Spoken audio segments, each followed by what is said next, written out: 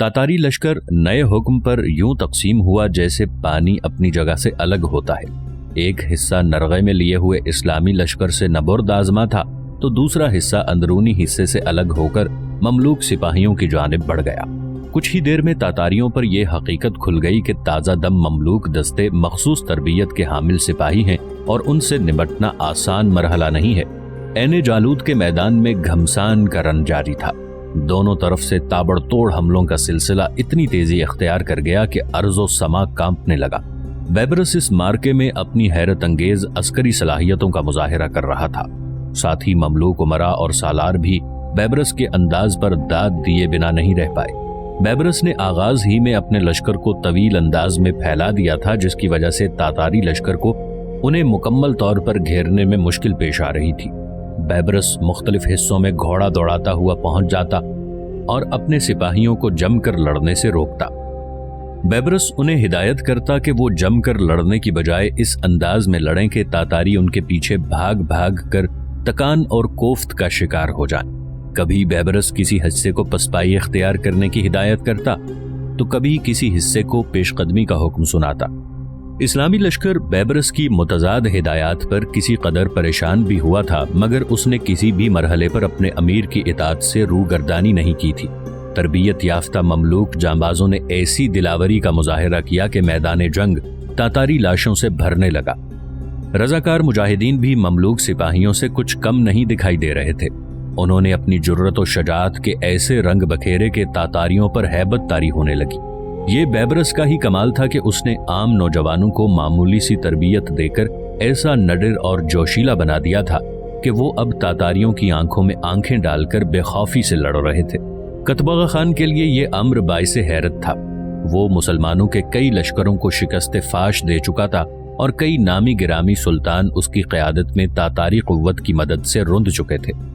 वो खुद भी ये सोचने पर मजबूर हो गया कि ये लश्कर मुसलमानों का हरगिज नहीं हो सकता, क्योंकि इसे आज तक मुसलमानों की कम हिम्मती और बुज़दिली से ही पाला पड़ा था। वो एहतियात और तदबीर से काम लेते हुए मुसलसल दिफाई जंग लड़ने पर मजबूर हो गया। बैबरस की मखसूस अस्करी चाल में तातारी लश्कर बुरी तरह फंस चुका था।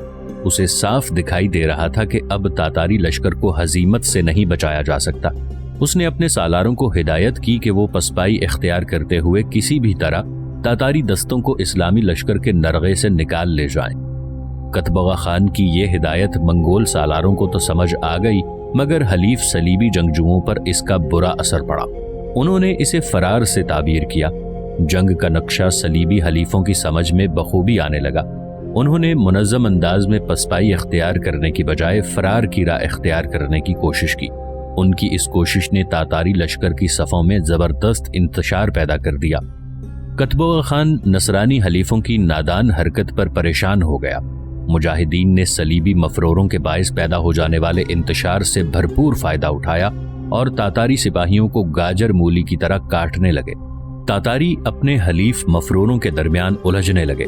कतबगा खान गैर मुतवक्के सूरत हाल पर बुरी तरह बौखला उठा।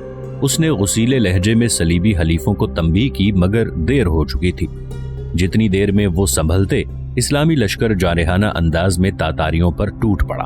बैबरस ने इस मौके से भरपूर फायदा उठाया।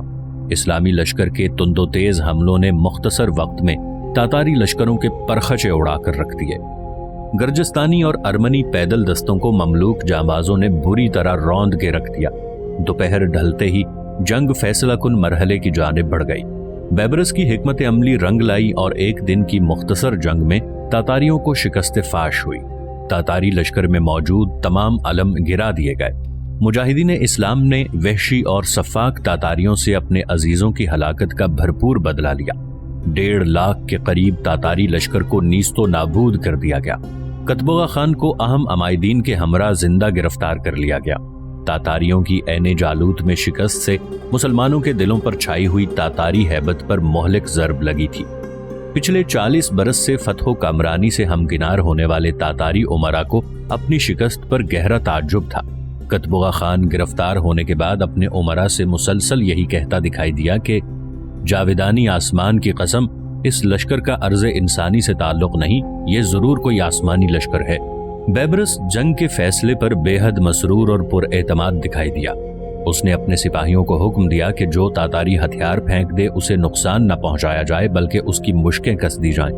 اہم تاتاری سالاروں کی گرفتاری کے بارے میں اس نے یہ حکم دیا کہ انہیں پابا زنجیر اس کے سامنے پیش کیا جائے۔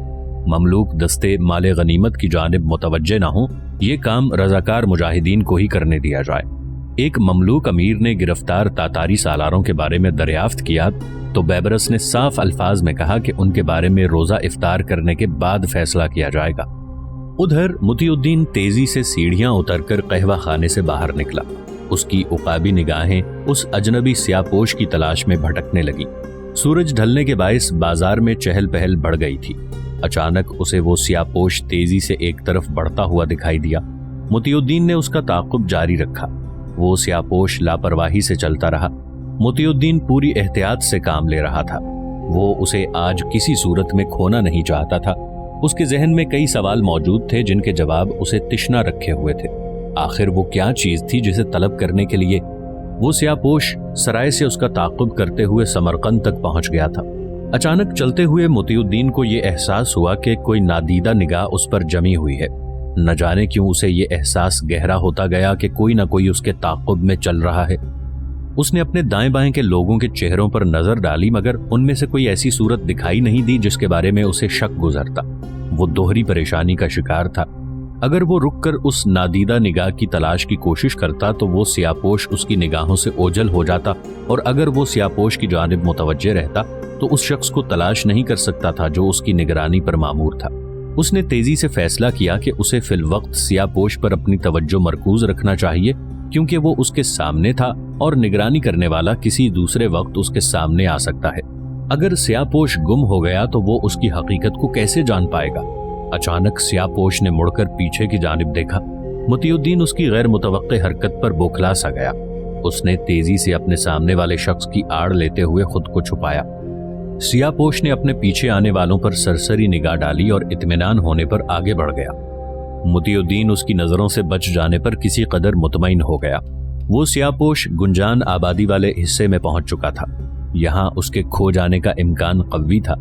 مطیع الدین نے اپنے اندیشے کے پیش نظر درمیانی فاصلہ مزید کم کر دیا۔ سیاہ پوش کے انداز سے بے فکری جھلک رہی تھی۔ وہ دھیمی چال چلتے ہوئے ایک گلی میں داخل ہو گیا۔ مطیع الدین گلی کی نکڑ پر ٹھہر کر اوٹ میں چھپ کر دیکھنے لگا۔ وہ کوئی بند گلی معلوم ہوتی تھی۔ سیاہ پوش کچھ دور جا کر ایک دروازے کے سامنے ٹھہر گیا۔ اس نے گلی کے دہانے کی جانب ایک نگاہ ڈالی۔ مطیع الدین تیزی سے پیچھے ہٹ گیا۔ لمحہ بھر کے بعد مطیع الدین نے دوبارہ گلی میں جھانکا تو اسے وہ سیاہ پوش دروازے میں داخل ہوتا دکھائی دیا۔ اس کا پھڑپھڑاتا لباس پل بھر میں اس کی نگاہوں سے اوجھل ہو گیا۔ مطیع الدین گلی کی نکڑ پر کھڑا یہ سوچ رہا تھا کہ اسے اب کیا کرنا چاہیے۔ مطیع الدین سیاہ پوش کی پناہ گاہ پہنچ گیا تھا مگر آگے کی کوئی راہ سوجھ نہیں رہی تھی۔ مطیع الدین ٹہلتے ہوئے انداز میں گلی میں داخل ہوا۔ وہ اس مکان پر ایک نظر ڈالنا چاہتا تھا۔ چلتے چلتے وہ مکان کے بالکل قریب پہنچ گیا۔ لکڑی کا بھاری بھرکم دروازہ اسے دکھائی دیا جہاں کچھ دیر پہلے سیاہ پوش داخل ہوا تھا۔ اس نے مکان کی دیواروں پر نگاہ ڈالی جو کہ کافی بلند تھی۔ گھوم پھر کر اس نے اچھی طرح جائزہ لیا مگر اس گھر میں داخل ہونے کا کوئی دوسرا راستہ دکھائی نہیں دیا۔ اچانک ایک خیال اس کے ذہن میں کوندا کہ کیوں نہ بازار میں سے اس کے گھر کے بارے میں کچھ معلومات حاصل کی جائیں۔ کوئی نہ کوئی تو ضرور اس گھر کے بارے میں جانتا ہوگا۔ وہ دھیمے انداز میں چلتا ہوا گلی کی نکڑ پر پہنچا۔ بازار میں داخل ہوتے ہی مطیع الدین نے چاروں جانب نگاہ ڈالی اور کسی ایسے شخص کو تلاش کرنے لگا جو اس کے مقصد پر پورا اتر سکتا ہو۔ اس کی نگاہ ایک عمر رسیدہ باریش شخص پر پڑی جو کچھ فاصلے پر تسبیح اور نگینوں کی دکان سجائے بیٹھا تھا۔ مطیع الدین کو وہ کسی قدر موزوں محسوس ہوا۔ مطیع الدین کے قدموں میں حرکت پیدا ہوئی۔ وہ آہستگی سے چلتا ہوا اس کی جانب بڑھ رہا تھا کہ اچانک اسے اپنے کندھے پر کسی قدر دباؤ محسوس ہوا۔ وہ تیزی سے مڑا۔ وہ ایک نوجوان تھا جس کے چہرے پر داڑھی مونچھ کے روئیں نمایاں دکھائی دے رہے تھے۔ مطیع الدین نے الجھے ہوئے انداز میں اس کی جانب دیکھا۔ اس نوجوان کا ہاتھ مطیع الدین کے کندھے پر ابھی تک دباؤ ڈالے ہوئے تھا۔ کیا بات ہے؟ مطیع الدین نے نرمی سے دریافت کیا۔ تمہیں اس گھر کے بارے میں کچھ معلوم کرنا ہے شاید؟ اس نوجوان نے پراسرار انداز میں کہا۔ مطیع الدین اس نوجوان کے غیر متوقع جواب پر ششدر رہ گیا۔ اس کے دل و دماغ میں آندھیاں سی چلنے لگیں۔ مطیع الدین سوچ رہا تھا کہ یہ کیا ماجرا ہے۔ हर मोड़ पर उसे लगातार अजीब और परेशान कुन हालात से पाला पड़ रहा है। उधर अल मुल्कुल मुजफ्फर की रजामंदी पाकर अलाउद्दीन लूलू का चेहरा मुसर्रत से सरशार हो गया। वो जल्द अज जल्द अर्ज़ फिलिस्तीन पहुंचकर बैबरस पर काबू पाने के ख्वाब देख रहा था। उसके जहन में कई मंसूबों के ताने बाने तश्कील पा रहे थे। दूसरी सुबह उसने सुल्तान अल मुल्कुल मुजफ्फर से नामा शाही हासिल किया, जिसमें बैबरस की मनसबे सालारी से माजूली का हुक्म सुल्तानी मोहर के साथ तहरीर था। नामा पाते ही वो काहिरा से निकला और तेज रफ्तारी से अर्ज़ फिलिस्तीन की जानिब बढ़ गया। वो विलायत हल्ब के हुसूल के लिए दीवाना हो चुका था। उसके जहन में पनपने वाली ख्वाहिश की तकमील के जोश ने उसके जिस्म में जैसे शरारे भर दिए। वो हवा से बातें करता हुआ असर के वक्त ऐने जालूत जा पहुंचा। वहां पहुंचकर जो मंजर उसकी आंखों ने देखा वो उसके लिए बेहद ताज्जुब अंगेज था। तातारियों की कटी फटी लाशों से अटा हुआ मैदान बैबरस की फतह का चीख चीख कर ऐलान कर रहा था। वो ये सोच भी नहीं सकता था कि बैबरस जैसा मामूली सालार तातारियों का ऐसा भयानक हशर कर सकता है। मैदान जंग की हालत जार देखने के बाद अलाउद्दीन लूलू बैबरस की शख्सियत से खासा मरूब दिखाई देने लगा। ममलूक दस्ते चौकस अंदाज में पहरा दे रहे थे, जबकि मुजाहिदीन माले गनीमत इकट्ठा करने में मसरूफ थे। उसने एक सिपाही से बैबरस के बारे में दरियाफ्त किया तो उसने बताया कि वो अपने खैमे में मौजूद है। मुख्तलिफ सिपाहियों की रहनुमाई में अलाउद्दीन लूलू बैबरस के खैमे तक जा पहुंचा। बैबरस खैमे में अपने साथी ममलूक उमरा के हमरा मौजूद था। अलाउद्दीन की सूरत देखते ही वो सब लोग समझ गए कि वो क्या पैगाम लाया होगा। अलाउद्दीन ने आगे बढ़कर सबसे मुसाफा किया और उन्हें फतह पर मुबारकबाद दी। कहो अलाउद्दीन, अचानक आमद की जरूरत क्यों पेश आई? एक ममलूक अमीर ने पूछा।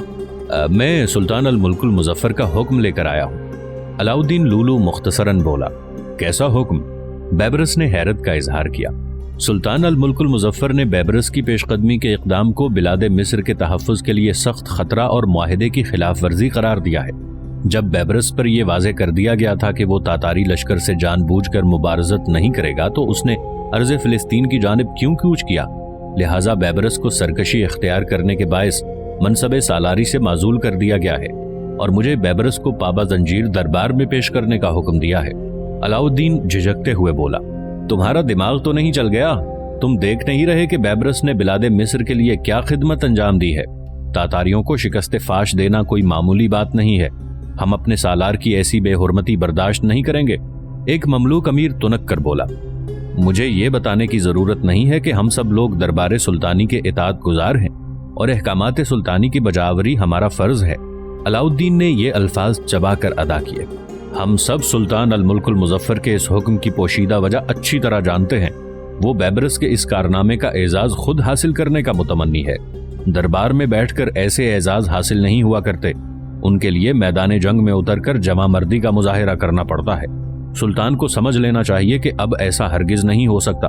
जब हम लोगों ने क़यादत के लिए उसे दावत दी थी तो उसने कमाल मक्कारी से अपना पहलू बचा लिया और हम लोगों को आगे किया ताकि अगर शिकस्त हो तो सुल्तान का दामन साफ रहे और हम अपनी जान से हाथ धो बैठे, और अगर फतह नसीब हो तो हमें सरकशी और बगावत जैसा घटिया इल्जाम लगाकर अपनी राह से हटा दिया जाए। एक ममलूक अमीर तलखी से बोला। तुम्हें मुंह खोलने से पहले अपनी बात तोल लेना चाहिए थी। तुम शायद इस हकीकत से गाफिल हो चुके हो कि सुल्तान अल मुल्कुल मुजफ्फर बिलाद मिस्र का मुंतखब हुक्मरान है। उसके पास ताकत और इख्तियार है। वो चाहे तो ममलूक दस्तों को तुम्हारी सरकूबी के लिए रवाना करके तुम्हारा नामो निशान मिटा डाले। बगावत और हुक्मदूली करके अपनी जानों को खतरे से दो चार मत करो। अलाउद्दीन बिगड़ कर बोला। तुम हमें धमकाने की कोशिश मत करो अलाउद्दीन, वरना अच्छा नहीं होगा। एक ममलूक अमीर हत्थे से उखड़ता हुआ बोला। जाओ अपने सुल्तान से कह दो कि हम सब तहे दिल से बैबरस के मुहाफिज हैं और सुल्तान अल मुल्कुल मुजफ्फर को मूसा बिन नुसैर की कहानी को दोहराने नहीं देंगे। एक ममलूक अमीर ने कहा। बैबरस ने अपने साथियों को पुरसुकून रहने का इशारा किया और खुद अलाउद्दीन की जानिब मुतवज्जे हुआ। अलाउद्दीन, मुझे सुल्तानी हुक्म का बेहद एहतराम है, मगर हालात इस कदर मखदूश जेहत इख्तियार कर चुके हैं कि वक्त का तकाजा यही है कि जिस काम का आगाज किया जा चुका है उसे पाया तकमील तक पहुंचाया जाए। ऐसा करना बिलाद मिस्र और मुसलमान दोनों के मुफाद में है। अभी कुछ ऐसे इक़दामात उठाना बाकी हैं कि हलाकू खान की वापसी पर तातारी खतरे के तदारुक का भरपूर इंतजाम किया जाए। बैबरस, मैं तुम्हारी बात से पूरी तरह मुत्तफिक हूँ, मगर मैं सुल्तानी हुक्म के आगे क्या कर सकता हूँ? अलाउद्दीन लूलू ने पैंतरा बदलते हुए कहा। تم واپس جاؤ، سلطان الملک المظفر کو سب سے پہلے تاتاریوں کی شکست کی نوید سناؤ اور اس کے بعد میری جانب سے معذرت پیش کرو کہ میں سلطان کو مطلع کیے بغیر روانہ ہونے پر بے حد نادم ہوں اور استدعا کرتا ہوں کہ وہ اپنی اعلیٰ ظرفی کا مظاہرہ کرتے ہوئے حکم پر نظر ثانی فرمائے۔ میں ہمیشہ ریاست کا فرما بردار رہا ہوں اور آئندہ بھی وفادار رہنے کا حلف اٹھاتا ہوں۔ سلطان محترم نے جس فرض کا بوجھ میرے کندھوں پر ڈالا تھا، میں نے بحکم باری تعالیٰ اس کی بجا آوری میں کسی کوتاہی سے کام نہیں لیا، اور اب میں بلاد شام کی جانب بڑھ رہا ہوں تاکہ انہیں تاتاری آفت سے پاک کر کے سلطان محترم کی ریاست میں شامل کر کے ان کی سلطنت کا دائرہ وسیع کر سکوں۔ میرا یوں واپس لوٹنا ممکن ہے سلطان کو ناگوار گزرے، علاؤالدین نے مختصر کہا۔ تمہاری فصاحت و بلاغت کس دن کام میں آئے گی؟ بیبرس ہنس کر بولا۔ علاؤالدین بیبرس کی بات سن کر سوچ میں پڑ گیا۔ اس کا ذہن تیز رفتاری سے نئی صورتحال کا جائزہ لینے لگا۔ اگر وہ کسی حربے سے بیبرس کو قاہرہ ساتھ لے جانے میں کامیاب ہو بھی گیا تو عین ممکن تھا کہ تاتاریوں کی شکست کی خبر سن کر سلطان الملک المظفر کا سارا غصہ دھرا رہ جاتا اور وہ بیبرس کی سرکشی کو نظر انداز کر دیتا۔ ایسی صورت میں حلب کی ولایت تو اس کے ہاتھ سے نکل جاتی، لہٰذا اس نے فوراً فیصلہ کر لیا کہ وہ حلب کی ولایت دوسرے طریقے سے بھی حاصل کر سکتا ہے۔ میں اس معاملے میں تمہاری مدد کرنے کو تیار ہوں۔ میں اپنی پوری کوشش کروں گا کہ سلطان الملک المظفر کے ذہن پر چھائی ہوئی غلط فہمی کو رفع کر دوں، مگر ایک شرط ہے۔ کیسی شرط؟ بیبرس اس کی بات پر دنگ رہ گیا۔ سلطان الملک المظفر نے حلب کی ولایت تمہیں دینے کا وعدہ کیا تھا، اگر وہ تم مجھے بخش دو تو میں تمہیں اتاب سلطانی سے ہمیشہ کے لیے محفوظ کر دوں گا۔ علاؤالدین کی شرط سن کر بیبرس سمیت تمام مملوک امراء اپنی جگہ متحیر رہ گئے۔ بیبرس کچھ دیر تک سوچتا رہا، پھر گہری سانس لے کر گویا ہوا۔ علاؤالدین، تمہیں شاید میرے بارے میں اندازہ لگانے میں غلط فہمی ہوئی ہے۔ میں حلب کی ولایت کا کبھی حریص نہیں تھا۔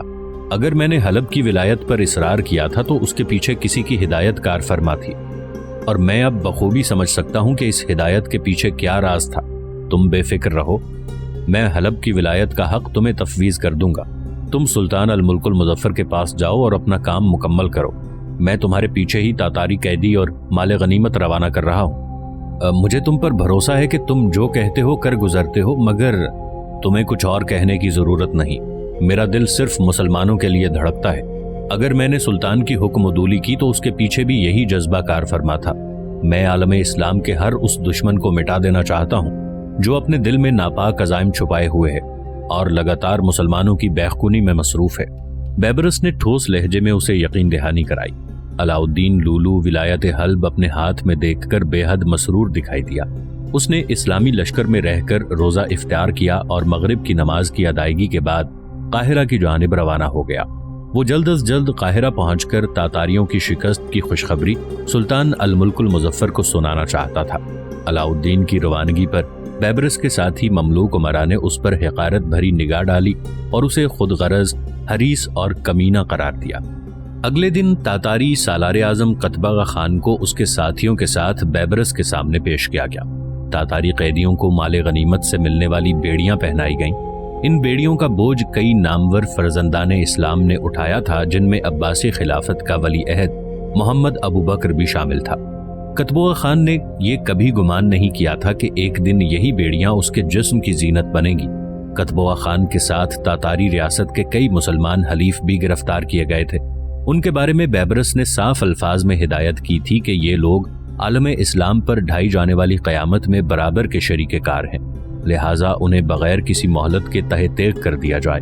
قتبغہ خان کو جب بیڑیوں میں بیبرس کے پاس لایا گیا تو اس کی گردن تکبر سے اکڑی ہوئی تھی اور چہرے سے حقارت ٹپک رہی تھی۔ بیبرس کی نظر جب اس پر پڑی تو اس کے چہرے کی رگیں تن سی گئیں۔ وہ قتبغہ خان کی درندگی اور مظالم سے بخوبی واقف ہو چکا تھا۔ نصرانیت کی حمایت میں قتبغہ خان تمام انسانی حدود پار کر چکا تھا۔ وہ اکڑی گردن سے یوں کھڑا رہا جیسے اسے بیبرس کی کوئی پرواہ نہیں ہے اور نہ ہی اسے اپنی شکست پر کوئی ندامت ہے۔ تاتاری سالار، اتنا تو تم جانتے ہو کہ تمہارے ساتھ کیا سلوک کیا جانے والا ہے۔ بیبرس نے دریافت کیا۔ میں جانتا ہوں تم پہلے سلطانوں کی مانند صلہ رحمی کا مظاہرہ کر کے مجھے متاثر کرنا چاہتے ہو، مگر میں تمہاری صلہ رحمی کے مقابلے میں موت کو ترجیح دوں گا، کیونکہ میں یسوع مسیح کا سچا پیروکار ہوں اور مقدس صلیب کی عظمت کی بحالی کے لیے اپنی جان کا نذرانہ پیش کر کے ہمیشہ کے لیے سرخرو ہو جاؤں گا۔ قتبغہ خان متکبرانہ لہجے میں بولا۔ تمہارا اندازہ غلط ہے قطبہ خان، بیبرس دھیمے لہجے میں مسکرا کر بولا، میں نے تمہارے جرائم کی پاداش میں موت کی سزا تجویز کی ہے۔